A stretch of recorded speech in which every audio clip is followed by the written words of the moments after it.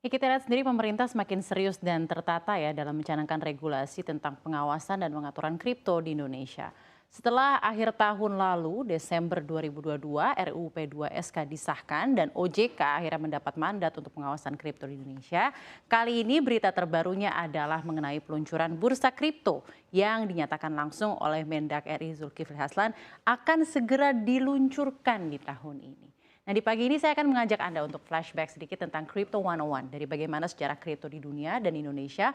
Lalu juga kita akan menimbang-nimbang apa sih sebenarnya manfaat dan juga pain points atau risiko dari kripto. Dan terakhir, kita juga akan melihat bersama bagaimana sebenarnya perkembangan kesiapan bursa kripto dari pemerintah Indonesia.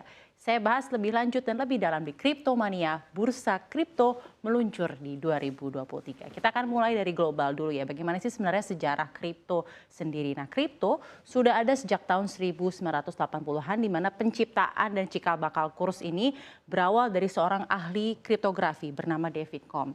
Nah, David Comp ini menciptakan cikal bakal e-cash atau uang elektronik. Nama beliau jadi David Comp yang pada tahun 1980 algoritma dari enskripsi pertama untuk transaksi cash digital dicanangkan oleh David Comp. Lalu pada tahun 1990 beliau juga menerbitkan yang namanya adalah DigiCash. Namun inovasi tersebut gagal berkembang dengan pesat. Nah, titik terang dari kripto sendiri muncul di 2000-an untuk perkembangan kripto di mana seorang ilmuwan misterius dengan pseudonym. Jadi pseudonym itu bukan nama asli ya, namanya dia bilang adalah Satoshi Nakamoto, menerbitkan buku judulnya itu di tahun 2008 namanya Bitcoin, a Peer-to-Peer Electronic Cash System. Dan ini adalah jadi blueprint pertama tentang apa sebenarnya Bitcoin dan blockchain teknologinya untuk peer-to-peer cash transfer.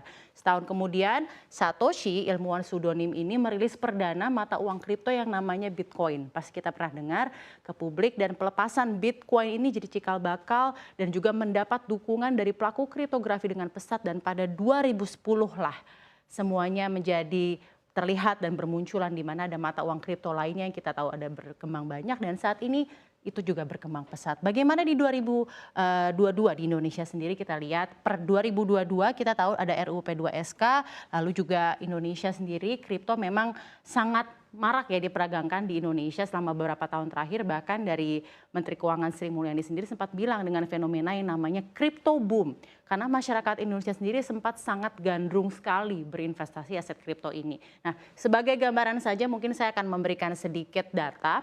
Tahun 2022 lalu transaksi di aset kripto itu ada sekitar 290 triliun. Ini sangat banyak walaupun sebenarnya kalau dibandingkan dari 2021 ini anjlok karena di 2021 ini sudah mencapai 895 triliun.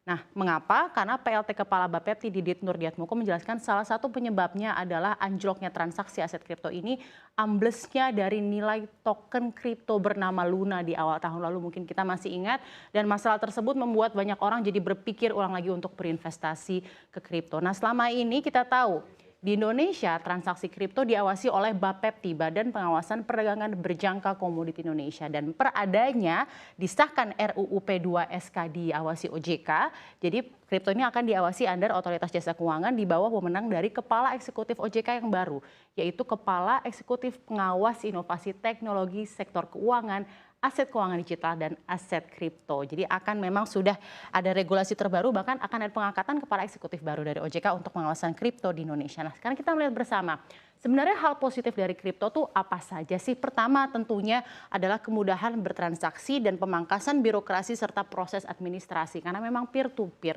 Lalu juga ini mendukung perkembangan teknologi blockchain, mendukung kemunculan lapangan kerja baru di era digital, keuntungan investasi yang tinggi, high return dari kripto sendiri, dan juga melindungi privasi. Karena memang kripto ini dienkripsi ya, tidak seperti rekening bank yang menggunakan nama asli, identitas asli pengguna itu tidak digunakan dalam akun kripto. Jadi pengguna bisa disembunyikan, tetapi semua orang dapat melihat semua transaksi yang terjadi di blockchain. Selain itu, tidak ada batasan atau aturan untuk apa transaksi kripto digunakan. Nah, jadi memang itulah keuntungannya memang lebih ke fleksibilitas dan juga pemangkasan birokrasi dan kecepatan. Namun kita lihat juga bersama hal negatif dari kripto itu apa saja sih? Rentan pencucian uang ini obviously karena memang kripto ini tidak menggunakan identitas asli. Rentan juga digunakan dalam aktivitas ilegal seperti money laundering dan lain-lain.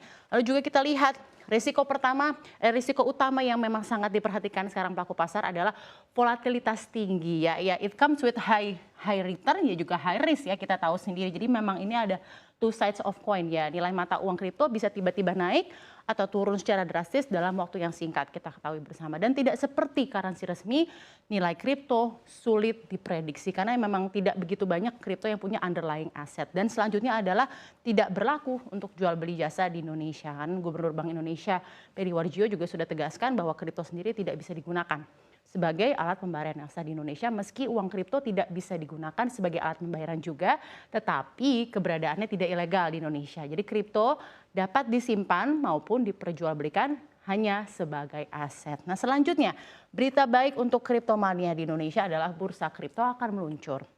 Baru-baru ini ada berita baik buat semuanya. Jadi Menteri Perdagangan Zulkifli Hasan mengatakan bursa kripto ini akan segera diluncurkan dan dia memperkirakan peluncuran ini akan dilakukan sebelum bulan Juni 2023. Dan Mendak juga memaparkan bahwa bursa kripto Indonesia ini akan menjadi gabungan dari kripto-kripto yang aktif karena saat ini menurutnya baru ada 5 pedagang kripto yang aktif dari 25 pedagang kripto di Indonesia yang telah mengantongi izin.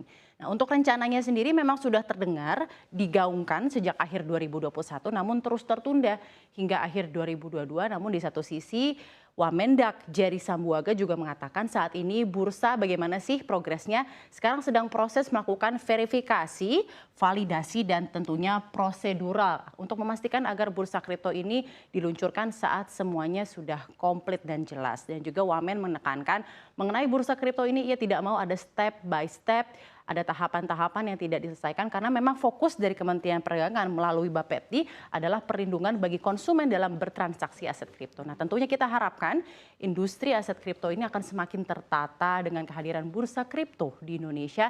Dan di sisi lain kita juga berharap pemerintah Indonesia tidak hanya terus menata regulasi tentang pengawasan kripto di Indonesia, tetapi juga di satu sisi gencar mendukung edukasi terkait kripto sehingga diharapkan masyarakat bisa memahami two sides of coin dari risiko investasi kripto. Hanya fokus pada keuntungannya saja.